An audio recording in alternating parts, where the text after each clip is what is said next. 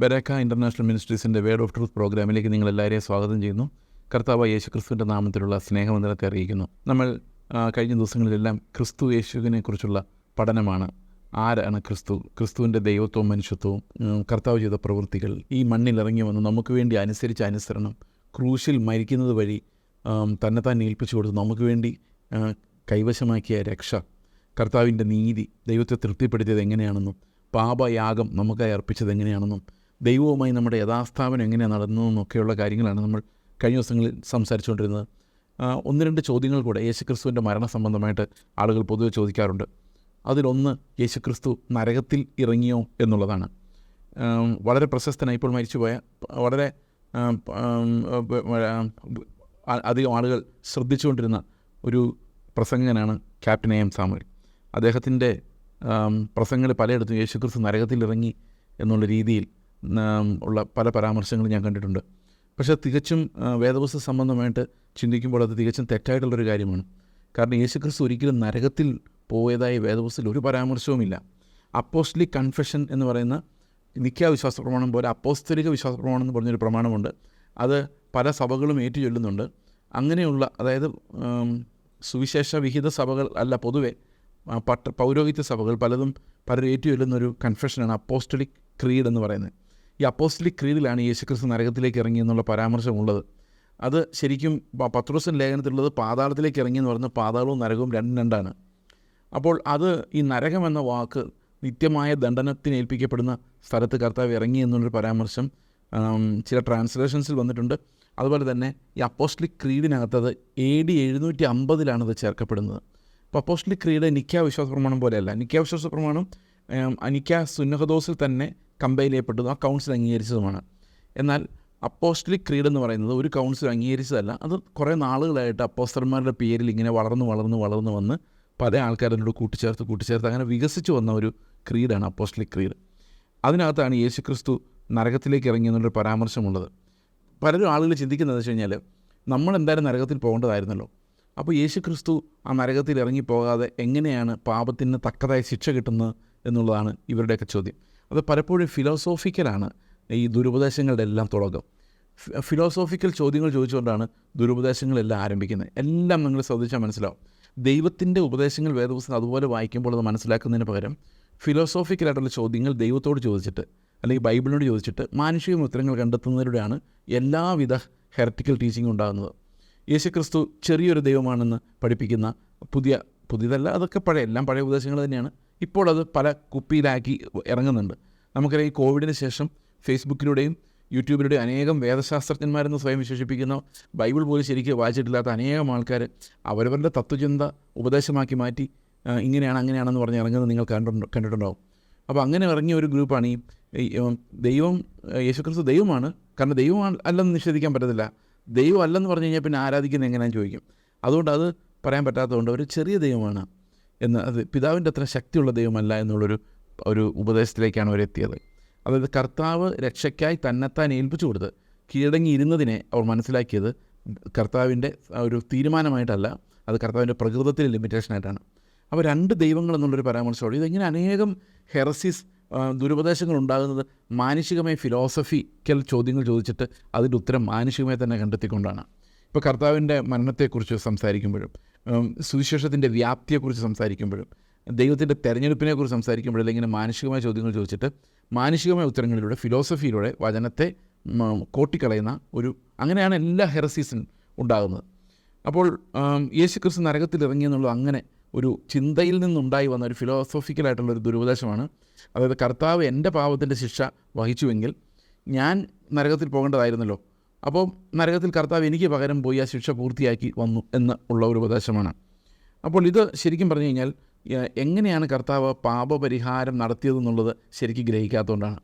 എൻ്റെ ശിക്ഷ മുഴുവൻ കർത്താവ് വഹിച്ചുകൊണ്ടല്ല പാപത്തിന് പരിഹാരം കർത്താവ് വരുത്തിയത്. എൻ്റെ ശിക്ഷ മുഴുവൻ കർത്താവ് വഹിച്ചിരുന്നെങ്കിൽ ഞാൻ ശരിക്കും പറഞ്ഞു കഴിഞ്ഞാൽ നിത്യതയിൽ സഫർ ചെയ്തതുപോലെ കർത്താവ് നിത്യതയിൽ സഫർ ചെയ്യേണ്ടി വരുമായിരുന്നു. അത് ഈ ലോകത്തുള്ള ഇത്രയും ആൾക്കാരുടെ ശിക്ഷ അതേ രീതിയിൽ കർത്താവ് വഹിക്കാൻ തീരുമാനിച്ചിരുന്നെങ്കിൽ അത് എത്രയോ നാളുകൾ നീണ്ടു കിടക്കുമായിരുന്നു. പക്ഷെ കർത്താവ് ചെയ്തത് ഒരു യാഗം കഴിക്കുകയാണ്. ഈ യാഗം കഴിക്കുന്നതിലൂടെ പാപം ആരോപിക്കപ്പെടുന്നു, അതായത് മൃഗത്തിന് മേൽ പാപം ആരോപിക്കപ്പെടുന്നു, മൃഗം അറക്കപ്പെടുന്നു. എന്ന് പറയുന്ന പോലെ തന്നെ ക്രിസ്തുവിന്മേൽ പാപം കണക്കിടപ്പെടുകയും ആ ശരീരയാഗത്താൽ അവൻ നമുക്ക് എന്നേക്കും ഒരു യാഗമായി മാറി അവൻ്റെ രക്തം നമ്മളെ ശുദ്ധീകരിക്കുകയാണ് ചെയ്തത്. ഒരിക്കലും സോള് നരകത്തിൽ പോയിട്ടല്ല നമ്മുടെ ശിക്ഷ സ്വീകരിക്കുന്നത്, ഒരു ശരീരം നമുക്കായി ഒരുക്കിയിരിക്കുന്നു. ആ യേശു ക്രിസ്തുവിൻ്റെ ശരീരയാഗത്താൽ നാം വിശദീകരിക്കപ്പെട്ടിരിക്കുന്നു. ആ ഇഷ്ടത്താൽ കർത്താവ് ഒരിക്കലായി കഴിച്ച ശരീരയാഗത്താൽ നാം വിശദീകരിക്കപ്പെട്ടിരുന്നു. ആ യാഗമാണ് നമ്മളെ വിശദീകരിക്കുന്നത്, നമ്മളെ പെർഫെക്റ്റ് ആക്കുന്നത്. യേശു ക്രിസ്തുവിൻ്റെ പുനരുത്ഥാനമാണ് നമ്മെ നീതീകരണത്തിൻ്റെ അടിസ്ഥാനം. അപ്പോൾ ശരിക്കും നരകത്തിൽ പോയി എന്നുള്ളത് ഒരു ഇൻ്റർപൊളേഷനാണ്, പിന്നീട് സംഭവിച്ചതാണ്. ഓക്കെ, അപ്പോൾ ഈ ഒരു കാര്യം നമ്മളിന്ന് ഒത്തിരി അടുത്തും ദുരുപദേശങ്ങളായിട്ട് കേൾക്കുന്നുണ്ട്. പല ആൾക്കാരും ഇങ്ങനെ ഫിലോസഫൈസ് ചെയ്ത് ഇത് വളരെയധികം കുളമാക്കി വെച്ചിട്ടുണ്ട്. കാരണം ഇങ്ങനെ അപ്പുറവും ഇപ്പുറവും പഠിക്കാതെയുള്ള വേദശാസ്ത്രം, പ്രിയ സഹോദരങ്ങളെ, നിങ്ങൾ പഠിപ്പിക്കാൻ ആഗ്രഹിക്കുന്നുണ്ട് എങ്കിൽ ഏതെങ്കിലും ഒരു സഭയിൽ നിങ്ങൾ ശിക്ഷപ്പെട്ട് ഉപദേശം പഠിക്കണം. ഇത് ഞാൻ പറഞ്ഞു കഴിയുമ്പോൾ ഏത് സഭയിൽ ശിക്ഷപ്പെട്ടാലാണ് ഉപദേശം പഠിക്കാൻ പറ്റുന്നതെന്ന് ചോദിക്കരുത്. കാരണം ഇപ്പോൾ ഒരു സഭയിൽ ഇത് പഠിപ്പിക്കുന്നില്ല. അതിൻ്റെ ഒരു അപര്യാപ്തത ഈ സഭയിൽ പോകുന്ന ആളുകൾക്കെല്ലാം ഉണ്ട്.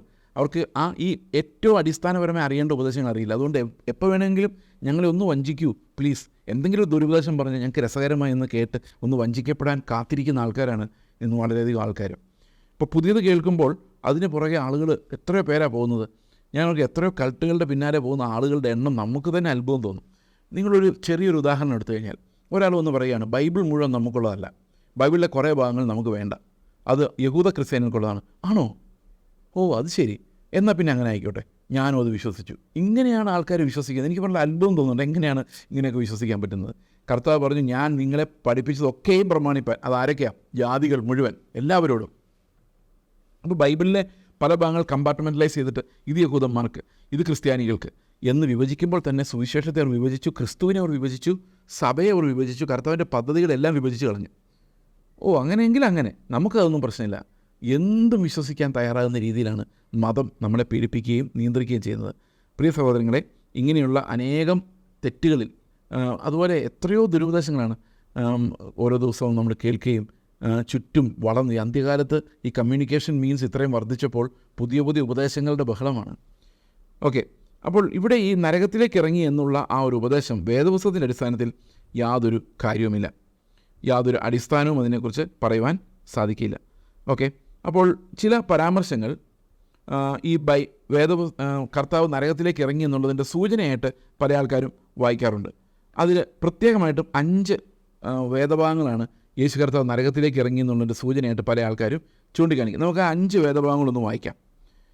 ഒന്നാമത്തേത് അപ്പോസ്തല പ്രവൃത്തികൾ 2:27 അപ്പോസ്തല പ്രവൃത്തികൾ 2:27 പറയുന്നത്, നീ എൻ്റെ പ്രാണനെ പാതാളത്തിൽ വിടുകയില്ല, നിൻ്റെ പരിശുദ്ധനെ ദ്രവത്വം കാണുവാൻ സമ്മതിക്കുകയുമില്ല എന്നാണ്. അപ്പോൾ ശരിക്കും ഇത് നമ്മൾ ഒറ്റ നോട്ടത്തിൽ വായിക്കുമ്പോൾ പാതാളത്തിൽ പോയില്ല എന്നുള്ളതായിട്ടാണ് നമ്മൾ കാണുന്നത്. പക്ഷേ യഥാർത്ഥത്തിൽ ഈ വാക്യം ആളുകൾ വായിക്കുന്നത് ഇങ്ങനെയാണ്, നീ എൻ്റെ പ്രാണനെ പാതാളത്തിൽ വിട്ടിട്ട് പോരുകയില്ല എന്ന് പറഞ്ഞു കഴിഞ്ഞാൽ എന്നേക്കും അവിടെ ഇടുകയില്ല, പാതാളത്തിൽ കിടന്ന് ദ്രവിക്കാൻ എന്നെ സമ്മതിക്കുകയില്ല എന്നുള്ളതാണ്. അപ്പോൾ ദാവീദ് അങ്ങനെ പറയുന്നതിൻ്റെ അർത്ഥം അത് യേശുക്രിസ്തുവിനെ കുറിച്ചുള്ള ഒരു പ്രവചനമായിട്ടാണ് കാണുന്നത്. നിൻ്റെ പരിശുദ്ധനെ ദ്രവത്വം കാണുവാൻ സമ്മതിക്കുകയുമില്ല. അപ്പോൾ ഇത് വായിക്കുമ്പോൾ ഈ വാക്യത്തിൽ മരിച്ച ക്രിസ്തു പാതാളത്തിൽ വിട്ട് കിടക്കപ്പെട്ടില്ല, അവിടെ നിന്ന് എഴുന്നേറ്റ് പോകുന്നു എന്ന് സൂചിപ്പിക്കുന്ന രീതിയിലാണ് ഈ വാക്യം കോട്ട് ചെയ്യപ്പെട്ടിരിക്കുന്നത്. പക്ഷേ പ്രിയ സഹോദരങ്ങളെ, ഈ പാതാളം എന്ന് പറയുന്നത് ഒരിക്കലും നരകത്തെ സൂചിപ്പിക്കുന്നില്ല. ഹെയ്ഡീസ് എന്ന വാക്കിന് ഗ്രീക്കിൽ ശരിക്കും പറഞ്ഞു കഴിഞ്ഞാൽ ശവകുടീരം എന്നൊരർത്ഥമുണ്ട്. ശവകുടീരം, പിന്നെ പാതാളം എന്ന് പറയുന്നത് ഹെയ്ഡീസാണ്, അതായത് ഒരു വിശ്രമസ്ഥലം. ഒരിക്കലും ഹെൽ എന്നുള്ളൊരു വാക്ക്, അത് നരകം എന്നുള്ളൊരു വാക്ക് ഒരു കാരണവശാലും ഈ ഹെയ്ഡീസ് എന്നുള്ള ഒരു പ്രയോഗത്തിന് ഉപയോഗിക്കാറില്ല. ഓക്കെ, അപ്പോൾ ഓൾഡ് ടെസ്റ്റമെന്റിൽ ഷിയോൾ എന്ന് പറയുന്ന ആ വാക്ക് നരകത്തെ സൂചിപ്പിച്ച ഒരു കാരണവശാലും ഇല്ല. ഗ്രേവ് എന്ന, അതായത് എൻ്റെ പ്രാണനെ നീ ശവകുടീരത്തിൽ അതിൽ ഒതുക്കി വയ്ക്കുകയില്ല എന്നാണ്. ഡെത്തിൽ എന്നേക്ക്, ആ സ്റ്റേറ്റ് ഓഫ് ഡെത്ത്, മരണാവസ്ഥയിൽ എന്നെ വെച്ചുകൊണ്ടിരിക്കുകയില്ല എന്നുള്ളതാണ്. അത് ശരിക്കും നരകം എന്ന വാക്ക് അവിടെ വരുന്നതേയില്ല. പാതാളം എന്ന വാക്ക്, ഹെയ്ഡീസ് എന്ന വാക്ക് അങ്ങനെയാണ് ട്രാൻസ്ലേറ്റ് ചെയ്യുന്നത്.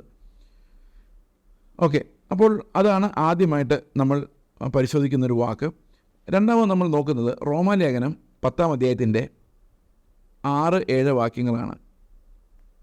നമുക്കൊന്ന് വായിക്കാം. വിശ്വാസത്താലുള്ള നീതി വിവണ്ണം പറയുന്നു, ക്രിസ്തുവിനെ ഇറക്കണമെന്ന് വെച്ച് ആർ സ്വർഗത്തിൽ കയറുമെന്നോ, ക്രിസ്തുവിനെ മരിച്ചവരുടെ നിന്ന് കയറ്റണമെന്ന് വിചാരിച്ച് ആർ പാതാളത്തിൽ ഇറങ്ങുമെന്നോ നിൻ്റെ ഹൃദയത്തിൽ പറയരുത്. ഓക്കെ, അപ്പോൾ ഇതിൻ്റെ അർത്ഥം എന്താണ്? ഈ ക്രിസ്തു ദൂരെയാണെന്ന് വിചാരിക്കരുത് എന്നുള്ളതാണ്. അതായത് ഇത് വിശ്വാസത്തിൻ്റെ നീതിയെക്കുറിച്ച് പറയുന്ന വാക്കുകളാണ്.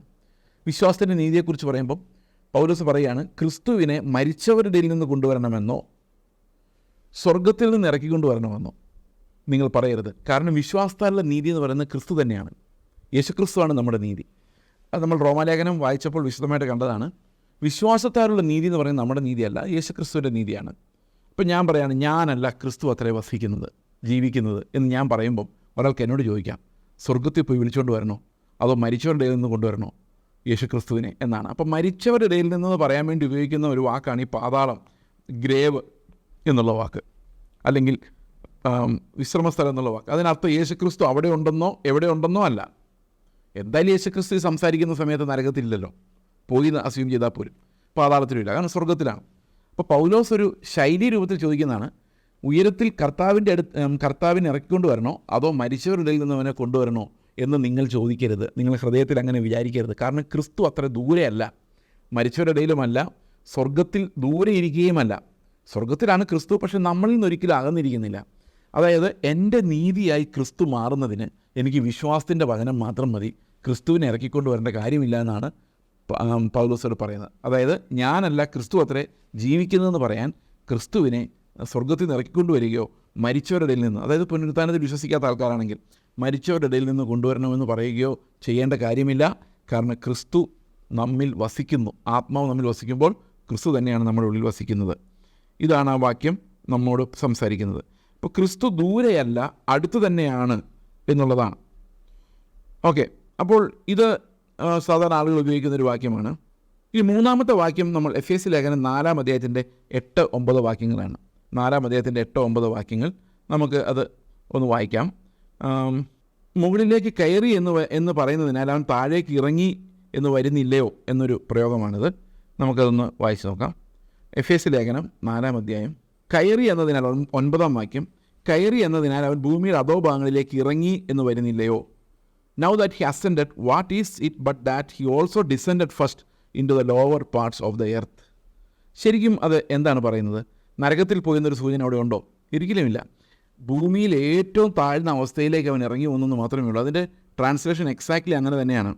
എഫേസ്യ ലേഖനം 4-ാം അധ്യായത്തിൻ്റെ 9-ാം വാക്യം, അത് ഇംഗ്ലീഷ് സ്റ്റാൻഡേർഡ് വേർഷനിൽ വായിക്കുമ്പോൾ ഇങ്ങനെയാണ്, ഇൻ സേയിങ് ഹി അസെൻഡഡ്, ഉയർന്നു പോയി എന്ന് പറയുന്നതിനാൽ. What does it mean but, ഇതല്ലാതെ വേറെ എന്താണ് അർത്ഥം? That he had also descended into the lower regions, the earth. അതായത് ഉയരത്തിലേക്ക് കയറി എന്ന് പറയുമ്പോൾ നമ്മൾ മനസ്സിലാക്കേണ്ട ഒരു കാര്യം, അവൻ താഴേക്ക് ഇറങ്ങി വന്നിരുന്നല്ലോ, എങ്കിലല്ലോ ഉയരത്തിലേക്ക് കയറി പോകാൻ പറ്റുള്ളൂ. അപ്പോൾ കർത്താവ് ഈ ഭൂമിയിൽ വന്ന കാര്യമാണ് പറയുന്നത്. അത് ESV വളരെ ക്ലിയർ ആണ്.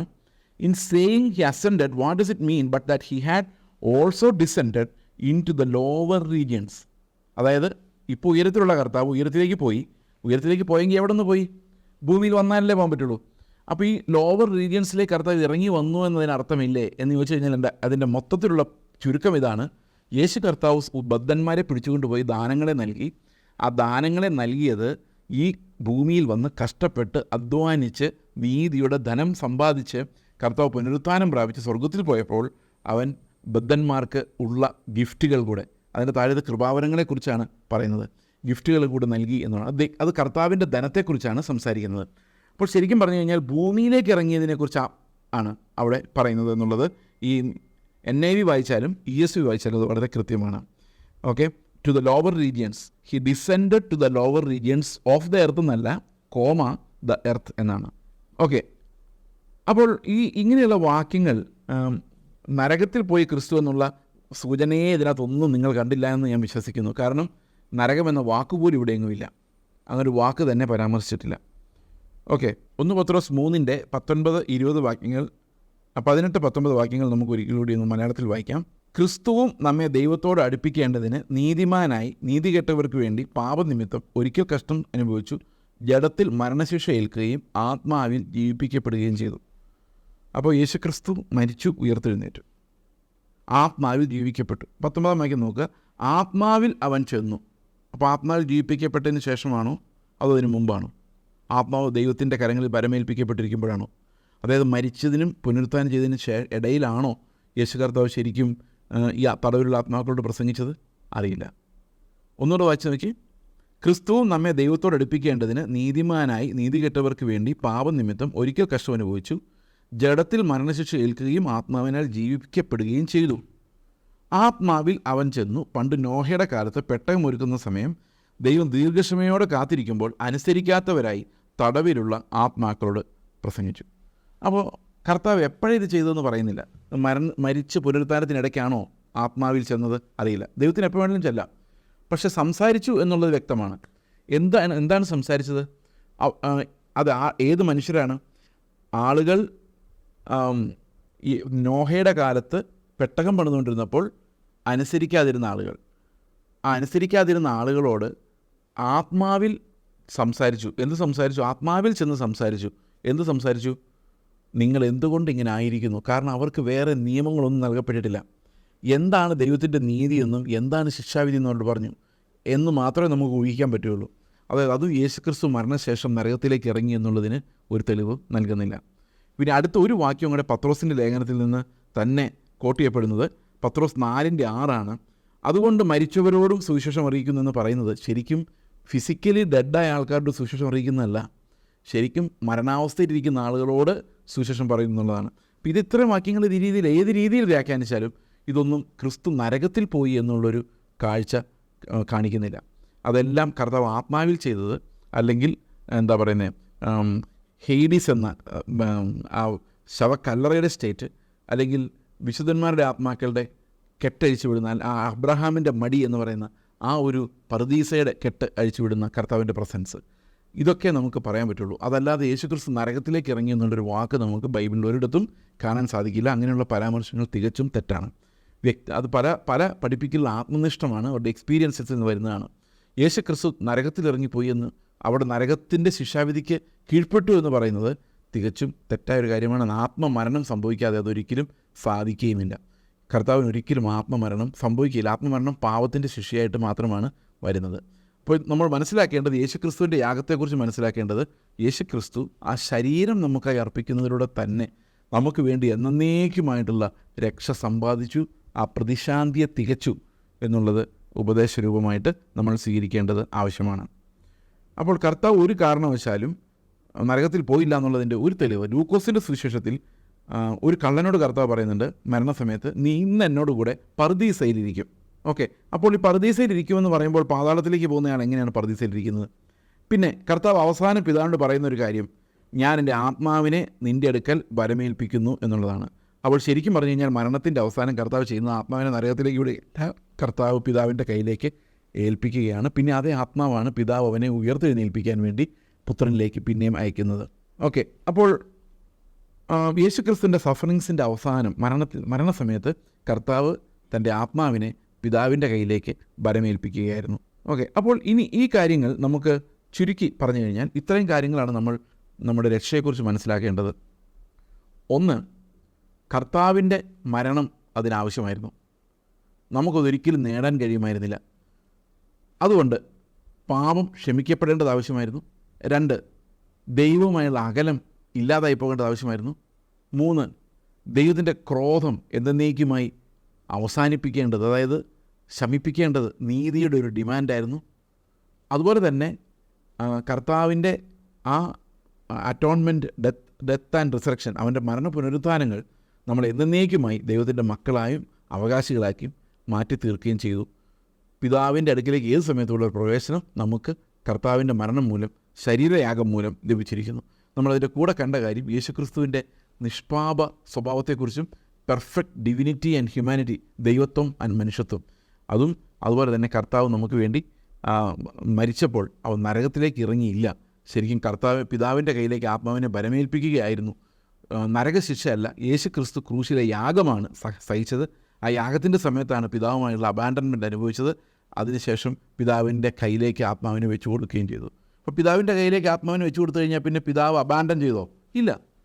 അപ്പോൾ ഈ കാര്യങ്ങൾ ഞാനിങ്ങനെ പറയാനുള്ള കാരണം, ദുരുപദേശങ്ങൾ വരുന്ന വഴികൾ നമ്മൾ അറിഞ്ഞിരിക്കണം എന്ന് പറയാൻ വേണ്ടിയാണ്. അപ്പോൾ പല ആളുകളും പറയുന്നുണ്ട് യേശുക്രിസ്തു നരകത്തിൽ പോയി എന്ന് വിശ്വസിക്കരുത്, സാത്താനെക്കുറിച്ച് നമ്മൾ അധികം അറിയണമെന്ന് പോലും ദൈവം ആഗ്രഹിക്കുന്നില്ല. ചില ആൾക്കാർ ഈ സാത്താൻ്റെ കാര്യത്തിൽ ഭയങ്കര റിസർച്ചാണ്, അവരതിൻ്റെ പിന്നാലെ നടക്കുകയാണ്. പ്രിയ സഹോദരങ്ങൾ, അത് വിട്ടിട്ട് യേശുക്രിസ്തുവിൻ്റെ അടുക്കിലേക്ക് വരിക. ഇങ്ങനെ ബഹുവിധമായ ജ്ഞാനങ്ങൾ എല്ലാം നമ്മുടെ തത്വചിന്താപരമായിട്ട് മാറും, വേദപുസ്തകമായിട്ട് ബന്ധമില്ലാതെ വരും. സാത്താനെക്കുറിച്ച് പറയുന്ന പല കാര്യങ്ങളും ബൈബിളിലുള്ള കാര്യങ്ങളല്ല, നമ്മളെല്ലാം റിയലായിട്ടാണ് പറയുന്നത്, നടക്കുന്ന പോലെ പറയുന്നത്. പക്ഷെ അതൊന്നും ബൈബിളിലുള്ള കാര്യമല്ല. ടെറിട്ടോറിയൽ സ്പിരിറ്റ്സ്, ഓക്കെ, അത് യേശുക്രിസ്തുവിൻ്റെ കാലത്തിന് മുമ്പ് പാഴ്ചരായത്തിൻ്റെ പ്രഭു ഒരു പ്രാർത്ഥന തടഞ്ഞു, അല്ലെങ്കിൽ പ്രാർത്ഥന മറുപടി തടഞ്ഞു എന്ന് പറയുന്നുണ്ട്. ഇന്ന് യേശുക്രിസ്തുവിൻ്റെ മരണശേഷം അവൻ്റെ ഡൊമീനിയൻ എല്ലാം തകർന്നുപോയി. അവൻ ഇപ്പോഴും ആളുകളെ ചതിക്കാൻ നടക്കുന്നുണ്ടെങ്കിലും ദൈവത്തെയും മനുഷ്യരുടെ ഇടയിൽ കയറി നിൽക്കാൻ അവന് ഒരിക്കലും സാധിക്കില്ല. ഇന്ന് പല പ്രവാചകന്മാരും പറയുന്നത് നിങ്ങൾ തടസ്സമാണെന്നാണ്. ദൈവത്തിന് ഇടപെടാൻ തടസ്സമായിരിക്കുന്നു. എന്ത് തടസ്സമായിരിക്കുന്നു? കർത്താവ് വിചാരിച്ചാൽ എന്താ സാധിക്കാത്തത്? കർത്താവിൻ്റെ പരമാധികാരം എന്താണെന്നും അവൻ ആരാണെന്നും അറിയാത്തതുകൊണ്ടല്ലേ ഇടയ്ക്ക് സാത്താൻ കയറി നിൽക്കുന്നതൊക്കെ നമ്മൾ ചിന്തിക്കുന്നത്. അങ്ങനെയൊന്നും ഒരിക്കലും സാത്താൻ കയറി നിൽക്കാൻ പറ്റത്തില്ല. പുതിയ നിയമത്തിൽ ദൈവത്തെയും മനുഷ്യനെയും വേർതിരിക്കുന്ന യാതൊന്നുമില്ല, ഇടയിൽ ഗ്യാപ്പില്ല. കാരണം നമ്മൾ പിതാവിനോട് കൂടെ, പുത്രനോട് കൂടെ, ആ ദൈവത്തിൻ്റെ കൂടെ നമ്മളെപ്പോഴും കൂട്ടായ്മയുള്ളവരാണ്. ഇതിനിടയിൽ നമുക്കും ദൈവവും തമ്മിലുള്ള കമ്മ്യൂണിക്കേഷൻ തടയാൻ ആരെ കൊണ്ട് സാധിക്കില്ല. അതാണ് വീണ്ടെടുപ്പിൻ്റെ ശക്തി എന്ന് പറയുന്നത്. ഓക്കെ, അപ്പോൾ ഒരു പ്രധാനപ്പെട്ട കാര്യം നമ്മൾ ഇതിൻ്റെ കൂടെ മനസ്സിലാക്കേണ്ടത്, കർത്താവ് മരിച്ചപ്പോൾ അതിൻ്റെ ഗുണം ഇതാണ്. എക്സ്റ്റെൻഡ് ഓഫ് അറ്റോൺമെൻറ്റ് എന്ന് പറയുന്ന കാര്യം ആർക്കൊക്കെ ലഭിച്ചു എന്നുള്ളതാണ്. ആർക്ക് വേണ്ടിയാണ് കർത്താവ് ആ രക്തം കാൽവരി ക്രൂശിൽ ഒഴുക്കിയത്? അതിന് ഒന്ന് രണ്ട് ദുരുപദേശങ്ങളുണ്ട്. അത് എന്തൊക്കെയാണെന്ന് ആദ്യം ഞാൻ പറയാം. ഒന്ന്, ലോകത്തിലുള്ള സകല മനുഷ്യരുടെയും പാപങ്ങൾ കർത്താവ് ക്രൂശിൽ വഹിച്ചു എന്ന് പല ആൾക്കാരും വിശ്വസിക്കുന്നുണ്ട്. അതിനകത്തൊരു വലിയ അപകടമുണ്ട്. യേശുക്രിസ്തു ലോകത്തിലെ മുഴുവൻ ആളുകളുടെയും പാപങ്ങൾ വഹിച്ചുവെങ്കിൽ ഇനി പാപത്തിന് ഒരു കണക്കും എങ്ങും അവശേഷിക്കുന്നില്ല. ഒരാൾ പോലും നരകത്തിൽ പോകാൻ പാടില്ല. കാരണം കടം തീർത്തതാണല്ലോ എല്ലാവരുടെയും. അങ്ങനെ വിശ്വസിക്കുന്നവരുണ്ട്. അവരെ യൂണിവേഴ്സലിസ്റ്റുകൾ എന്നാണ് പറയുന്നത്. അവർ പറയുന്ന സാത്താൻ പോലും അവസാനം രക്ഷപ്പെടുമെന്നാണ്. കാരണം കടം തീർന്നതാണ്. അപ്പോൾ സാത്താന് പോലും നരകത്തിൽ പോകാൻ പറ്റത്തില്ല. അപ്പോൾ നരകം അടച്ചു കളയേണ്ടി വരും. അപ്പോൾ ഭൂമിയിലുള്ള ഒരു മനുഷ്യന് നരകത്തിൽ പോകില്ല. എല്ലാവരും എന്ത് പാപം ചെയ്താലും സ്വർഗത്തിൽ പോകും. കാരണം ഇതെല്ലാം കർത്താവ് കഴുകി കളഞ്ഞാണ്. ഇതായിരുന്നു നമ്മൾ ഈ ഇടയ്ക്ക് കണ്ട കുറേ ആൾക്കാർ ഇറങ്ങി വന്ന് ഹൈപ്പർ ഗ്രേസ് എന്ന് പറഞ്ഞ് ഇവിടെ പഠിപ്പിച്ചത്. അതായത് നിങ്ങൾ പാപം ചെയ്തുകൊണ്ടിരിക്കുന്നു, go ahead, we encourage you, എന്ത് ചെയ്താലും കുഴപ്പമില്ല, കർത്താവ് ഇതെല്ലാം ക്ഷമിച്ചിരിക്കുന്നു. സാത്താനോട് വരെ കർത്താവ് ക്ഷമിച്ചിരിക്കുന്നു. യൂണിവേഴ്സിൽ ഒരാൾ പോലും നഷ്ടപ്പെടുകയില്ല. അവരങ്ങനെ തന്നെ അവസാനം പറഞ്ഞു, നിങ്ങൾ വിശ്വസിച്ചാലും ഇല്ലെങ്കിലും നിങ്ങളെ കർത്താവ് രക്ഷിച്ചിരിക്കുന്നു. ഇത് അതിഭയങ്കരമായൊരു ദുരുപദേശമാണ്. ഇതിനാണ് യൂണിവേഴ്സലിസം, യൂണിവേഴ്സൽ അറ്റോൺമെൻറ്റ്, യൂണിവേഴ്സൽ പ്രായശ്ചിത്തം, എല്ലാവരുടെയും പാപങ്ങൾക്ക് പ്രായശ്ചിത്തമായി എന്ന് പറയുന്നത് തെറ്റാണ്. ഇനിയാണ് ഈവാഞ്ചലിക്കൽ വ്യൂ. അതായത് ഈവാഞ്ചലിക്കൽസ് എന്താണ് വിശ്വസിക്കുന്നത്? ഈവാഞ്ചലിക്കൽസിനകത്ത്, അതായത് സുവിശേഷ വിഹിത സഭകൾ, അവരെന്താണ് വിശ്വസിക്കുന്നത് വെച്ച് കഴിഞ്ഞാൽ രണ്ട് തരത്തിലുള്ള വ്യൂ പോയിൻ്റ് ഉണ്ട്. രണ്ടും ഒന്ന് തന്നെയാണ് ബേസിക്കലി. പ്രായോഗികമായിട്ട് പ്രാക്ടിക്കൽ പ്രായശ്ചിത്തം വിശ്വസിക്കുന്നവർക്ക് മാത്രമേ ഉള്ളൂ. അതായത് യേശുക്രിസ്തുവിൻ്റെ മരണം കൊണ്ടുള്ള ഗുണഫലങ്ങൾ ലോകത്തിലുള്ള സകലർക്കുമല്ല, വിശ്വസിക്കുന്നവർക്ക് മാത്രമാണ്. It is limited in number. Okay, limited in number, limited in scope, in the sense that only those who believe will get the benefit of atonement. അതായത് ആരൊക്കെ വിശ്വസിക്കുന്നു, കർത്താവ് പറയുന്നത് എന്നിൽ വിശ്വസിക്കാനിരിക്കുന്നവർക്ക് വേണ്ടി, അത് കർത്താവിനറിയാം. അപ്പോൾ ആരൊക്കെയാണോ വിശ്വസിക്കുന്നത് അവർക്ക് മാത്രമാണ് കർത്താവിൻ്റെ രക്തം കൊണ്ടുള്ള, യാഗം കൊണ്ടുള്ള ഗുണഫലങ്ങൾ ക്രെഡിറ്റ് ആകുന്നത്. അവൻ്റെ രക്തം പാപങ്ങൾ മോചിക്കുന്നത് അവൻ്റെ മണവാട്ടിക്കാണ്. ആരൊക്കെ വിശ്വസിക്കുന്നോ അവർക്ക് വേണ്ടിയാണ്. അപ്പോൾ ആരൊക്കെ വിശ്വസിക്കുന്നത് വെച്ച് കഴിഞ്ഞാൽ ആർക്ക് വേണമെങ്കിലും വിശ്വസിക്കാൻ വേണ്ടിയാണ് സുവിശേഷം പ്രസംഗിക്കുന്നത്. അപ്പോൾ ആരെല്ലാം വിശ്വസിക്കുന്നോ അവരുടെ എല്ലാം പാപങ്ങൾ കഴുകപ്പെടുന്ന രീതിയിലാണ് ദൈവം അത് നൽകിയിരിക്കുന്നത്. അപ്പോൾ അതിനർത്ഥം എന്താണെന്ന് വെച്ച് കഴിഞ്ഞാൽ ദൈവത്തിനറിയാം അവൻ്റെ ജനത്തെ, അവൻ ആരൊക്കെ വിശ്വസിക്കുമെന്നും അറിയാം, ആരൊക്കെയാണ് അവൻ്റെ ജനവും ദൈവത്തിനറിയാം, അത് ഓൾറെഡി അറിയാം. അതുകൊണ്ട് ആ ഒരു ലിമിറ്റഡ്നെസ്, അതായത് വിശ്വാസത്തിൻ്റെ പേരുള്ള ലിമിറ്റഡ്നെസ്, അത് അർമീനിയൻസും അത് തന്നെയാണ് വിശ്വസിക്കുന്നത്. വിശ്വാസത്താൽ മാത്രമാണ് അറ്റോൺമെൻറ്റ് ലഭിക്കുന്നത്. അത് ആർക്ക് വിശ്വാസം ഇല്ലെങ്കിൽ അവർക്ക് ലഭിക്കുകയില്ല. അതാണ്. അപ്പോൾ ഒരിക്കലും അത് യൂണിവേഴ്സലല്ല, എല്ലാവർക്കും ഒരുപോലെയില്ല. ആരൊക്കെ വിശ്വസിക്കുന്നോ അവർക്ക് വേണ്ടി മാത്രം. തൻ്റെ ഏകജാതനായ പുത്രനിൽ വിശ്വസിക്കുന്ന ഏവനും നശിച്ചു പോകാതെ നിത്യജീവൻ പ്രാപിക്കേണ്ടതിന് ദൈവം അവനെ നൽകുവാൻ തക്കവണ്ണം ലോകത്തെ സ്നേഹിച്ചു. അപ്പോൾ പല ആൾക്കാരും, ഞാൻ പലപ്പോഴും ശ്രദ്ധിച്ചിട്ടുണ്ട്, അർമീനിയനിസം പറഞ്ഞാലും നമ്മളെ ആൾക്കാർ കാൽവിനിസ്റ്റ് എന്ന് വിളിക്കത്തുള്ളൂ. കാരണം അതിൻ്റെ കാരണം എന്താണെന്ന് വെച്ച് കഴിഞ്ഞാൽ, അതിൻ്റെ പ്രധാനപ്പെട്ട കാരണം, ഇത് ഇന്ന് നാട്ടുകാർ വിശ്വസിച്ചിരിക്കുന്നത് കാൽവിനിസം എന്ന് പറഞ്ഞാൽ എല്ലാം വിശ്വാസവും, അർമീനിയനിസം എന്ന് പറഞ്ഞാൽ വിശ്വാസം പ്ലസ് പ്രവൃത്തിയുമെന്നാണ്. തികച്ചും തെറ്റാണത്. കാൽവിനിസവും അർമീനിയനിസവും പറയുന്നത് വിശ്വാസത്താലും കൃപയാലും മാത്രമാണ് രക്ഷ, അതിന് പ്രവൃത്തി കാരണമല്ല എന്ന് തന്നെയാണ്. പിന്നെ എന്താണ് തമ്മിലുള്ള വ്യത്യാസം എന്ന് വെച്ച് കഴിഞ്ഞാൽ, കാൽവിനിസം പറയുന്നത് വിശ്വാസം ദൈവം തരുന്ന ദാനമാണ്. അർമീനിസം പറയുന്ന വിശ്വാസം നമ്മുടെ ഉത്തരവാദിത്വമാണ്. പക്ഷേ രണ്ടുപേരും എഗ്രി ചെയ്യുന്ന എവിടെയാണെന്ന് വെച്ച് കഴിഞ്ഞാൽ രക്ഷ പൂർണ്ണമായും വിശ്വാസത്താലാണ്. അത് കാൽവിനിസം അനുസരിച്ച് ദൈവം തന്ന രക്ഷയാൽ ദൈവം രക്ഷിക്കുന്നു, അത് ആർക്കൊക്കെ കൊടുക്കണമെന്ന് ദൈവം തീരുമാനിക്കുന്നു. അർമീനിസം അനുസരിച്ച് ആരൊക്കെ വിശ്വസിക്കുന്നോ അവരിലും രക്ഷപ്പെടുന്നു. പക്ഷേ വിശ്വാസത്താൽ മാത്രമേ രക്ഷയുള്ളൂ. അത് കൺഫസ് ചെയ്തേ പറ്റൂ. പ്രവൃത്തി ഇതിനിടയിൽ വന്നു കഴിഞ്ഞാൽ നമ്മൾ ദുരുപദേഷ്ടാക്കന്മാരായി മാറി. കാരണം അറ്റോൺമെൻ്റ് എന്ന് പറയുന്നത് ആരൊക്കെ കർത്താവിൽ വിശ്വസിക്കുമോ, അതെങ്ങനെ വിശ്വസിക്കുന്നുള്ള തിയറിയിലേക്ക് നമ്മൾ പോകാതെ അതിനു മുമ്പ് തന്നെ ആരെല്ലാം കർത്താവിൽ വിശ്വസിക്കുമോ അവരെ എല്ലാം രക്ഷിക്കാൻ വേണ്ടി കർത്താവ് മരിച്ചു എന്ന് പറഞ്ഞു കഴിഞ്ഞാൽ സ്കോപ്പ് ഓഫ് ദ അറ്റോൺമെൻറ്റ്, അതായത് എക്സ്റ്റെൻറ്റ് ഓഫ് അറ്റോൺമെൻറ്റ്, അതാണ് കുറച്ചുകൂടെ ശരിയായിട്ടുള്ള വാക്ക്. അറ്റോൺമെൻറ്റ് എവിടെ വരെ ഉണ്ടോയെന്ന് ചോദിച്ചു കഴിഞ്ഞാൽ ആരൊക്കെ വിശ്വസിക്കുന്നോ അവർക്കെല്ലാം വേണ്ടിയുണ്ട്. അതാണ് അവർക്കെല്ലാം വേണ്ടി ഉണ്ട് എന്ന് പറഞ്ഞു കഴിയുമ്പോൾ ഒരു കാര്യം അതിൻ്റെ കൂടെ ശ്രദ്ധിക്കണം, അവരെ പൂർണ്ണമായും രക്ഷിക്കാൻ ഉള്ളതെല്ലാം ഉണ്ട്.